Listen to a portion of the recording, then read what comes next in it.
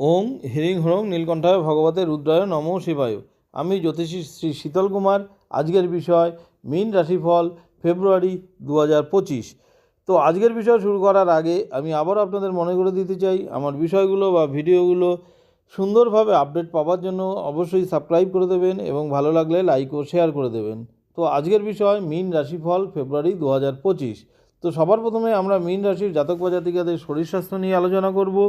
তারপর আমরা এডুকেশন বা পড়াশোনার ব্যাপারটা আলোচনা করব। তারপর আমরা দাম্পত্য রিলেশন, ব্যবসা বাণিজ্য, ভাগ্য, কর্ম বা চাকরি বাকরির ব্যাপারটা নিয়ে আলোচনা করব। তো টোটাল আলোচনাটাই হবে কিন্তু আমাদের বর্তমান সময় গ্রহের পজিশনের ওপরে ডিপেন্ড করে, অর্থাৎ গোচর ভিত্তিক আলোচনা। তো এই যে গোচর ভিত্তিক আলোচনা, তো সেই ক্ষেত্রে আমরা সবার প্রথমে এই রাশির জাতক বা জাতিকাদের গ্রহের পজিশনগুলো জেনে নেব। সেই ক্ষেত্রে মীন রাশিকে ফার্স্ট হাউস ধরলে ফার্স্ট হাউসে শুক্র এবং রাহু অবস্থান করছে, থার্ড হাউসে বৃহস্পতি, ফোর্থ হাউসে মঙ্গল, সেভেন্থ হাউসে কেতু, 11th হাউসে রবি বুধ, এবং রবি 12 তারিখে 12th হাউসে প্রবেশ করবে এবং বুধ 11 তারিখে 12th হাউসে প্রবেশ করবে। এছাড়াও 12th হাউসে শনি অবস্থান করছে। এই হচ্ছে এই রাশির জাতক বা জাতিকাদের গ্রহের পজিশন ফেব্রুয়ারি মাসে। তো এর পরে আমরা এই রাশির জাতক জাতিকাদের শরীর স্বাস্থ্য নিয়ে আলোচনা করব। সেই ক্ষেত্রে শরীর স্বাস্থ্য আমরা ফার্স্ট হাউস থেকে বিচার করি। তাহলে ফার্স্ট হাউসের লর্ড কোথায় অবস্থান করছে? ফার্স্ট হাউসের লর্ড কিন্তু থার্ড হাউসে অবস্থান করছে, এবং ফার্স্ট হাউসে কিন্তু শুক্রের থার্ড হাউসের লর্ড শুক্র, তার সঙ্গে রাহুও অবস্থান করছে। তো সেই দিক থেকে বলা যেতে পারে এই রাশির জাতক বা জাতিকাদের কিন্তু এই ফেব্রুয়ারি মাসে একটু শরীরে ইমিউনিটি সিস্টেম প্রবলেম হতে পারে। অত্যাধিক পরিশ্রমের জন্য দেখা গেল দুর্বল, বা অত্যাধিক ঘোরাঘোরাই করার জন্য দুর্বল বোধ কিন্তু হতে পারে। ডাইজেস্টিভ প্রবলেম হতে পারে, বা পেটের কিন্তু সমস্যা দেখা দিতে পারে। তো যাই হোক, এরপরেই আমরা এই রাশির জাতক বা জাতিকাদের এডুকেশন বা পড়াশোনার ব্যাপারটা নিয়ে আলোচনা করব। সেই ক্ষেত্রে দেখুন, পড়াশোনা আমরা ফিফথ হাউস থেকে বিচার করি। তো ফিফথ হাউসের লর্ড কিন্তু চন্দ্র সোয়া দুদিন ধরে প্রত্যেকটা ঘরে অবস্থান করে, এবং ফার্স্ট হাউসে রাহু অবস্থান করছে। অতএব পড়াশোনার ক্ষেত্রে দেখা গেল যে একটু কনসেন্ট্রেশনের অভাব হতে পারে, মাঝে মধ্যেই দেখা গেল পড়াশোনা থেকে হারিয়ে যাওয়া, এরকম ব্যাপার কিন্তু হতে পারে।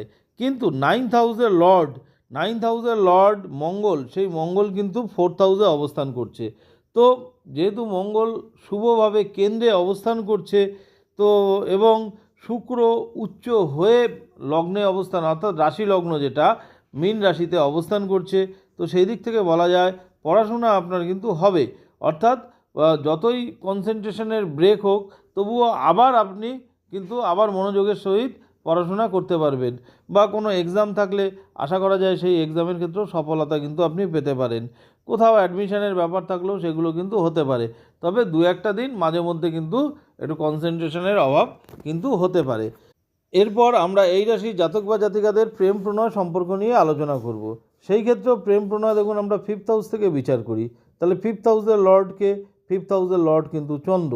তো চন্দ্র যেহেতু ফিফথ হাউসের লর্ড, সোয়া দুদিন ধরে প্রত্যেকটা ঘরে অবস্থান করে, তার মানে আপনার যে পার্টনার থাকবে, সেই পার্টনারের কিন্তু মাইন্ড খুব সুইং করবে, অর্থাৎ মন কখনো ভালো কখনো খারাপ, এরকম কিন্তু মিলিঝুলি একটা ব্যাপার থাকতে পারে। তবে ফার্স্ট হাউসে কে বসে আছে? ফার্স্ট হাউসে কিন্তু শুক্র এবং রাহু কম্বিনেশন হয়েছে।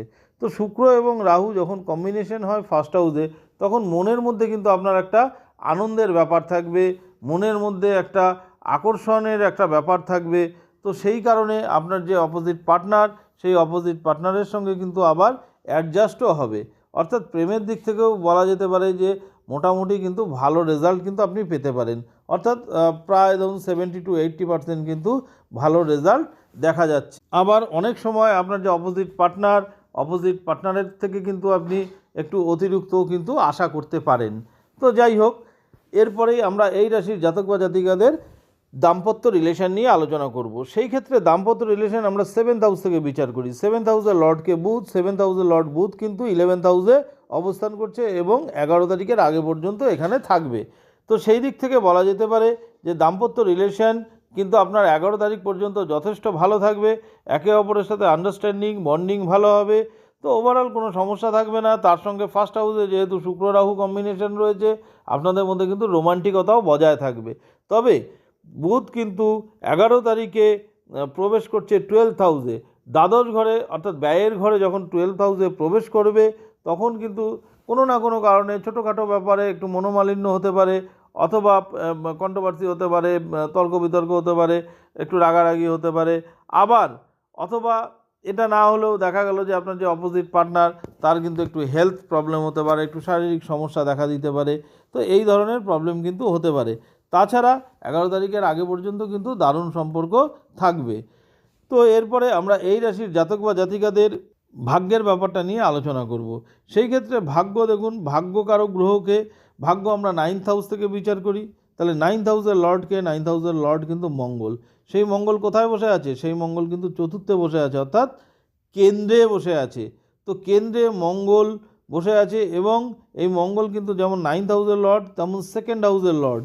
তার মানে ধনপতি, ভাগ্যপতি, সে কেন্দ্রে বসে আছে। অর্থাৎ ভাগ্য কিন্তু আপনাকে এই ফেব্রুয়ারি মাসে দারুণভাবে সাহায্য করবে। তার মানে আপনার যদি বাড়ি গাড়ি কেনার ইচ্ছা হয়, জমি কেনার ইচ্ছা হয়, আপনি কিনতে পারেন, বা কোনো মাঙ্গলিক কাজ কিন্তু আপনি করতে পারেন, কোনো যদি শুভ কাজ থাকে, পুজো আশ্রা থাকে, করতে পারেন। ওভারঅল দেখা গেল যে আপনার ভাগ্য কিন্তু আপনাকে সাথ দেবে। তো এরপরেই আমরা আলোচনা করব এই রাশির জাতক বা জাতিকাদের ব্যবসা বাণিজ্যের ব্যাপারটা। তো সেই ক্ষেত্রে ব্যবসা বাণিজ্য আমরা 7th হাউস থেকেই বিচার করি। তাহলে 7th হাউসের লর্ডকে, 7th হাউসের লর্ড কিন্তু বুধ, এবং 7th হাউসে কেতু বসে আছে। তো কেতু কি করে? কেতু কিন্তু একটু টেনশান দেয়। তার মানে ব্যবসা বাণিজ্য নিয়ে আপনার ভালো চললেও, ভাগ্য সাথ দিলেও, তবুও কোথাও একটা উদ্বেগ থাকবে, একটু টেনশান থাকবে, কোথাও একটা সন্তুষ্টির অভাব থাকবে। এই ধরনের ব্যাপারগুলো কিন্তু আপনার একটু ব্যবসা বাণিজ্য নিয়ে থাকবে। তবে ব্যবসা বাণিজ্য ইন জেনারেল ব্যবসা বাণিজ্য কারো গ্রহ হচ্ছে বুধ, আবার 7th হাউসের লর্ড বুধ। সে কিন্তু 11 তারিখ পর্যন্ত, কিন্তু 11 তারিখের আগে পর্যন্ত কিন্তু 11th হাউসে থাকছে, যার জন্য 11 তারিখের আগে কিন্তু আপনার ব্যবসা দারুণ হবে এবং বলা যায় সেই সঙ্গে ভাগ্য সাথ দেবে। তো ব্যবসার মাধ্যমে কিন্তু প্রচুর ধনাগম আপনার বৃদ্ধি হতে পারে, ইভেন ডেলি ইনকামেরও কিন্তু বৃদ্ধি হতে পারে। কিন্তু 11 তারিখের পরে যখন বুধ 12th হাউসে প্রবেশ করবে তখন কিন্তু একটু ব্যবসায় ঢিলে হতে পারে এবং খরচার পরিমাণ কিন্তু আপনার বাড়তে পারে। তো সেই দিকটা একটু মাথায় রাখতে হবে এবং খরচাটা যতটা সম্ভব কন্ট্রোল করার চেষ্টা করতে হবে। তো যাই হোক, এরপরে আমরা এই রাশির জাতক বা জাতিকাদের কর্ম বা চাকরি বাকরির ব্যাপারটা নিয়ে আলোচনা করব। তো কর্ম বা চাকরি বাকরি আমরা 10th হাউস থেকে বিচার করি। তাহলে 10th হাউসের লর্ডকে, 10th হাউসের লর্ড কিন্তু বৃহস্পতি, রাশি অধিপতিও যেমন বৃহস্পতি, সেই রকম কর্মকারক গ্রহও কিন্তু বৃহস্পতি। সেই বৃহস্পতি 3rd হাউসে অবস্থান করছে। তার মানে আপনার কর্ম নিয়ে কিন্তু ছোটোখাটো ট্রাভেল হতে পারে, অর্থাৎ যেখানে চাকরি করছেন চাকরি সূত্রে কিন্তু আপনাকে কোথাও যেতে হতে পারে, ছোটোখাটো ট্রাভেল হতে পারে। চাকরি সূত্রে আপনার অনেক সময় দেখা গেল ট্রান্সফার হতে পারে, বা ট্রান্সফার না হলেও দেখা গেল চাকরির প্রয়োজনে আপনাকে একটু দূরে কোথাও যেতে হতে পারে। তার সঙ্গে আপনাকে ভাগ্য যেহেতু সাথ দেবে, তো ওভারঅল চাকরির ক্ষেত্রে মোটামুটি স্থিতি অবস্থা বজায় থাকবে। তবে এটা বেসিক্যালি গোচরজনিত ফলাফল। আরও ভালো প্রেডিকশানের জন্য আমাদের যে ডেট অফ বার্থ আছে, জন্ম সময় আছে, সেই দিয়ে যে ইন্ডিভিজুয়াল ছক তৈরি হয় এবং সেই ছকের বর্তমান সময় গ্রহের দশা অন্তর্দশাগুলো ফলো করা দরকার। তার সঙ্গে যদি আমরা এই গোচরজনিত ফলাফল কম্বাইন করি তাহলে কিন্তু সেই ফলাদেশ আরও বেটার হবে বা ভালো হবে।